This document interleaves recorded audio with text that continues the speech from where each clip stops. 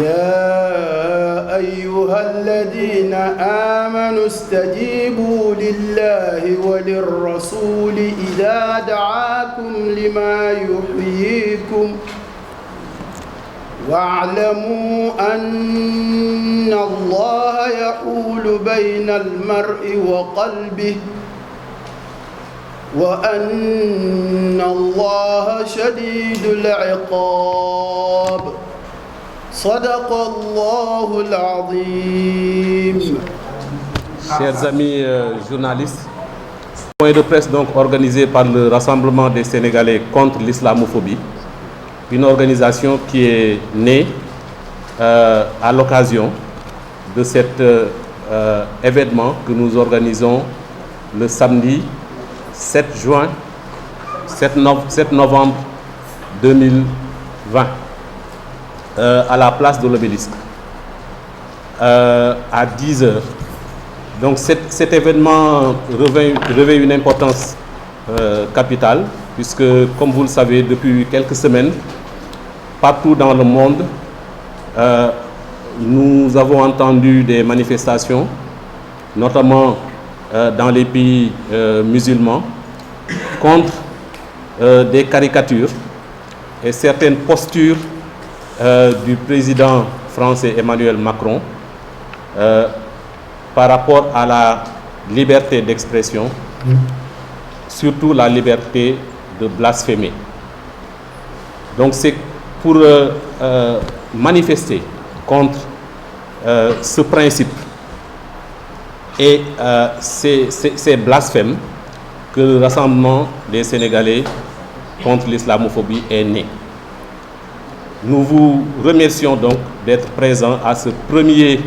point de presse de cette organisation. C'est un point de presse donc historique.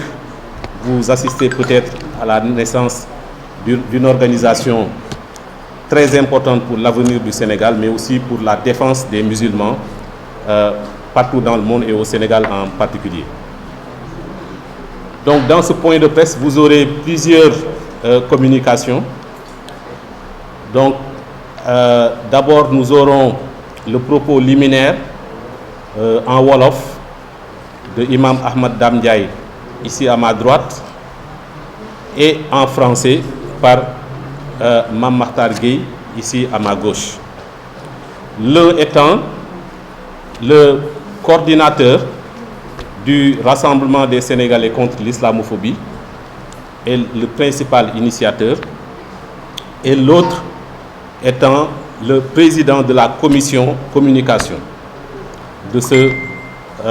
Rassemblement des Sénégalais contre l'islamophobie. Donc sans trop tarder, je vais leur donner la parole. Ils vont lire les propos liminaires et après nous vous redonnerons la parole pour que vous puissiez poser quelques questions et je désignerai selon les questions les personnes pertinentes pour vous apporter les réponses idoines. Je vous remercie et je passe donc la parole à Imam Ahmad Dame. yenn réew tugal yi dañoo taxaw tam siñ fang l'islam fas yéene découragé jullit ñi ci nekk jullit mais découragé leen ci seen yonent pexe yi ñu am yépp ñu ngi koy def waaye daawul jàll jamono ji ñu toll nag li tax mbir mi gën a garaaw mooy ay kilifa dañ cee dugal seeni loxo te mooy ay njiitu réew mën naa cee tudd njiitu réewu France bu loolu amee mboolem julliti àdduna bi taxaw tem ne duñ ko nangu su ci li Sénégal bokkut dana jaaxal ñëpp ndax Sénégal moom fekke boolewu ko ci daf cee bokk ndax ñun suñu nekk jullit gi dañ ko mooñaaleeg bëgg yonent yàlla Muhammad sallallahu lu sénégalais ñàkk-ñàkk solo lu mu yaafus yonent bi moo nekk ci xolam loolu firnde biñ ci am mooy aj Makka gi sax suñ koy defee duñ wax maa ngi aji dañu naan maa ngi ziyaare ji yonent bi kon ñun bëgg yonent bi daa bokk ci suñu diine kon bu lii xewee adduna bi yëpp jóg ñun kenn dégguñu dana jaaxal ñu bare déedéet danañ ñu dégg ndax ñun réew mi ñu dëkkee ñooy juróom-ñeent fukki yeeg juróom-ñaar ci téeméer bu nekk kon mënuñ ñoo ñàkk a dégg loolu moo tax ñu fas yéene yëkkati suñu kaddu gannaaw bi ñu ci waxtaanee ak ay association islamique yu bëree bëri waxtaan ci ak suñu kilifa te mooy kilifa diine yi ñu fas yéene taxawal bis boo xam ne fii lay doon ci Ndakaaru fële ci Colobane place de l'Obélisque ñu daje fa samedi le 7 novembre bu 10 heures ci suba jotee loolu mënuñ ko ñàkk def ndax dañoo bëgg a xamal président France ne ko lii du jàll dëgg la xeet na taxawaayu ak njabootam wala taxawaayu lenn ci njabootam ci liñ bëggoon a tuutal l'islam ba kenn du nekkati jullit ba tax mu dugg ci géew bi waaye du fi jële ndam du fi jële ndam mukk te insha allah du fi jële ndam ndax ki mu dëkk dafa xamul daanu xam nga mbër muy daanu moo neex a bëreel mais mbër mu dul daanu ku ko dëkk da nga torox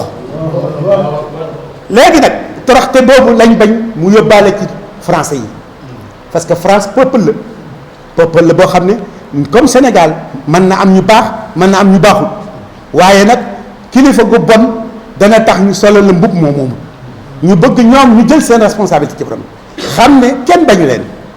ñun ni ñu yent yàlla Muhammad yare mënuñoo bañ nit rab sax duñ ko bañ yent bi nee na bu ngeen di rendi na paaka bi ñëw sallallahu alayhi wa sallam booy rendi rab sax na paaka bi ñëw ndax mu gaaw a tàggoo bakkanam ku mel noonu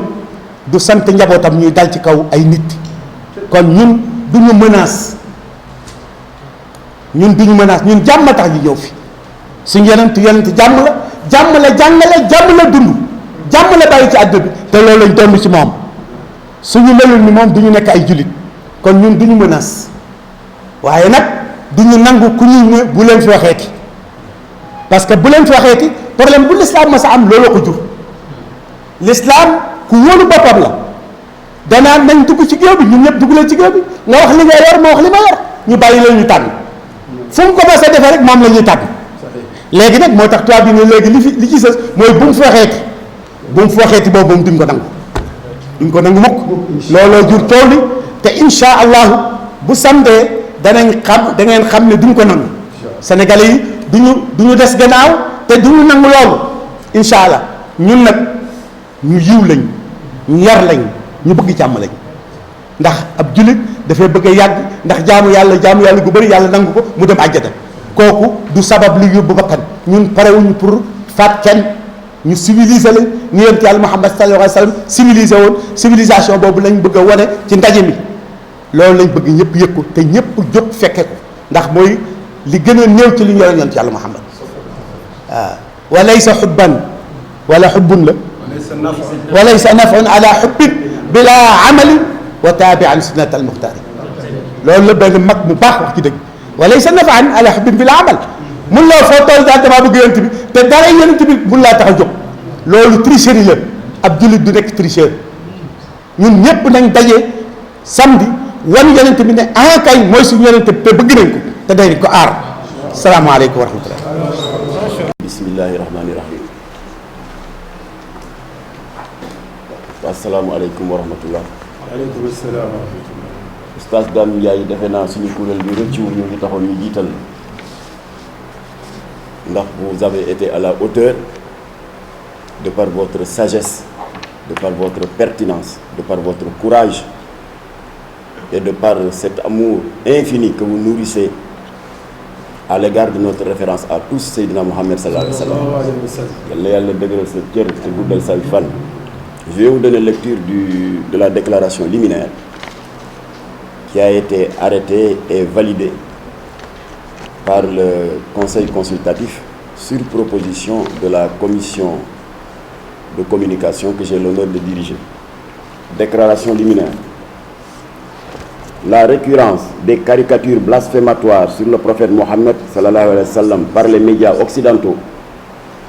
particulièrement l'hebdomadaire satirique français Charlie Hebdo, a fini par exaspérer 1,8 milliard de musulmans à travers le monde et à les blesser dans ce qu'ils ont de plus cher, à savoir leur foi. Le Sénégal, qui se glorifie souvent de ces 95% de musulmans ne pouvaient par conséquent pas être en reste. C'est la raison pour laquelle une centaine d'organisations socio-religieuses regroupées sous le label Rassemblement des Sénégalais contre l'islamophobie et les caricatures blasphématoires sur l'honorable prophète Mohammed sallallahu alayhi wa sallam a décidé de porter la réplique à cet intégriste laïque qu'est le président français Emmanuel Macron, qui a déclaré urbi et orbi, au vu et au su de tous, que ses concitoyens français ont le droit de blasphémer et que la France ne renoncera pas aux caricatures. Par conséquent, la riposte sénégalaise sera donc pacifique, mais forte et massive, Inch'Allah. Car personne n'a le droit, sous prétexte de liberté d'expression, d'insulter la foi des autres. Le Rassemblement des musulmans contre l'islamophobie saisit cette opportunité pour lancer un appel pressant au peuple français, en l'invitant à prendre ses responsabilités devant Dieu et devant les hommes, pour mettre un terme aux excès de langage de leur chef d'État, qui est le président français le plus impopulaire de l'histoire de France, alors qu'il est censé incarner la continuité de l'État et l'unité nationale. Ces récentes dérives blasphématoires contre l'islam portent incontestablement un grand coup à l'unité nationale dans son propre pays, avec naturellement d'incontestables incidences négatives sur l'économie française. La Oumma islamique sénégalaise et tous les compatriotes épris de paix et de justice comptent donc samedi prochain, le 7 novembre à 10 h, donc après-demain, dire d'une seule et unique voix non à l'islamophobie et aux caricatures blasphématoires sur le prophète Mohammed. Ils saisiront de l'opportunité pour témoigner de leur gratitude infinie, de la gratitude de tous les croyants à l'égard du messager d'Allah, que nous ne remercierons jamais assez de nous avoir donné la chance de connaître cette sublime religion de paix, d'entraide et de solidarité active qui est l'islam. C'est donc en prélude à cette importante journée d'indignation et de prière de la Oumma islamique sénégalaise que la commission communication du Rassemblement des Sénégalais contre l'islamophobie a convié aujourd'hui la presse, ce jeudi 5 novembre, à cette rencontre d'échange sur les enjeux de cet important événement. Le Rassemblement des Sénégalais contre l'islamophobie remercie donc la presse d'être venue si massivement en raison de l'intérêt que vous portez à notre légitime combat, et nous nous tenons à votre disposition pour répondre à vos éventuelles questions. Nous vous remercions de votre aimable attention. Voilà, donc il y a le comité consultatif qui me demande de faire d'abord l'appel en français et ensuite nous céderons le micro au coordinateur national, Imam Ahmed Dam Ndiaye, qui voudra bien le faire, la faire en Wolof, Inch'Allah. Voilà, donc notre appel tient à un peu de mots. C'est la Oumma islamique qui a été blessée dans ce qu'elle a de plus cher, c'est-à-dire notre foi. Et cette foi est sous-tendue par un amour infini que nous nourrissons à l'égard de celui qui est la référence de 1,8 milliard de musulmans, à savoir Sayyidina Mohammed sallallahu alayhi wa sallam. Et c'est la raison pour laquelle tous ceux qui sont regroupés ici ont donc laissé de côté leurs particularités pour se donner corps et âme à la matérialisation d'un grand rassemblement intitulé Rassemblement des musulmans contre l'islamophobie et contre les caricatures blasphématoires contre le prophète. C'est une première au Sénégal. Toutes les organisations religieuses, toutes les organisations et même de la société civile sont aujourd'hui représentées dans cette coalition. C'est une première. Nous nous en félicitons et nous en rendons grâce à Dieu. Donc l'appel tient en peu de mots. Nous avons décidé de montrer notre extrême indignation Donc cette indignation, cette riposte, pour être beaucoup plus précis, sera forte et massive, et la date qui a été retenue, c'est-à-dire le samedi 7 novembre à 10 h, à la place de l'Obélisque, nous voulons en faire une date historique dans l'histoire de la Oumma islamique. J'avais une petite ambition de 1 million, mais il y a beaucoup de leaders qui m'ont dit d'appeler les Sénégalais de manière à constituer plus de 3 millions de personnes. Je crois que c'est possible. Parce que nous nous glorifions tous les jours d'être 98% de musulmans. Amen, 99. Et nous nous glorifions également de ce slogan qu'on a l'habitude de répéter à l'occasion des gamous, à l'occasion des magal, à l'occasion des ziyar, à savoir innamal mu'minuna ikhwa, que tous les musulmans sont des frères. Par conséquent, nous n'avons pas le droit de laisser l'Algérie, la Tunisie, le Qatar, la Turquie et autres être seuls à occuper le terrain. Donc le Sénégal va jouer sa partition encore une fois le samedi 7 novembre à 10 h à la place de l'Obélisque. Nous demandons donc à tous ceux qui veulent venir, nous leur précisons que je viens de raccrocher avec Alioune Badara Samba au téléphone. Soyez donc tranquilles, il n'y aura ni de gaz lacrymogène ni de matraque. La manifestation est autorisée. Tout à l'heure, nous allons récupérer au niveau du 4e arrondissement de la police de Médina le document que nous allons ventiler dans tous les réseaux sociaux pour que les gens soient plus tranquillisés. Alors, dernière précision, le conseil consultatif nous a demandé de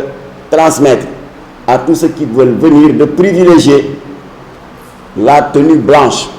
de préférence. Si vous n'avez pas de tenue blanche, vous pouvez vous habiller comme vous l'entendez, mais de préférence que tout le monde soit habillé en blanc, ce qui est une marque de la pureté de notre religion, mais également une marque de la transparence et de la sainteté de la religion islamique. Assalamu alaikum wa rahmatullah. Appel bi ñu ma sant defoon naa ko ci biir kaddu gi ma jëloon waaye dañ wax ne nañ ko ber su ko defee kon maa ngi woo mboolem sénégalais yi ñu ñëw foofu incha allah te ki jiitu ci sénégalais yi mooy président de la république. ab teewaayam foofu dana tekki lu bëree bëri ab teewaayam foofu dana wedd lu bëree bëri aussi moo tax moom moo jiitu ci ñi ma bëgg ñu teew ci jataay bi.